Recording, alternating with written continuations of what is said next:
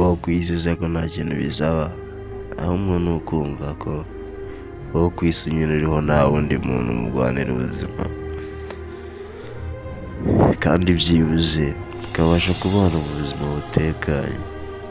Weho umva aya magambo azagufasha mu buzima. Umuntu nasakuza cyane uzaceceke, kuko gutuza nibyo bigaragaza umugabo nyawe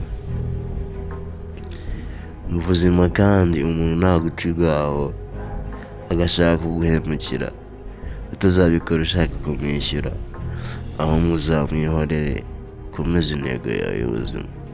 Burya ishyari ryiza ni uguharanira kugera ku kintu runaka mugenzi wawe afite, ntabwo ari guharanira kukimwaka. Ishyari si ryiza ariko rigira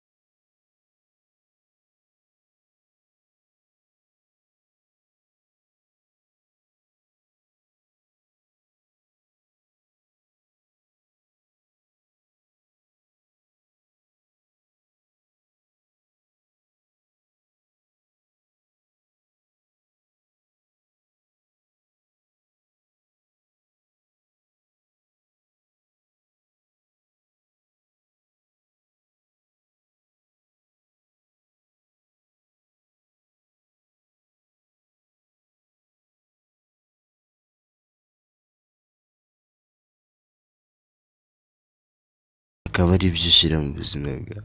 Kandi ukuri guhari ni uko uzakomeza kunkurikirana.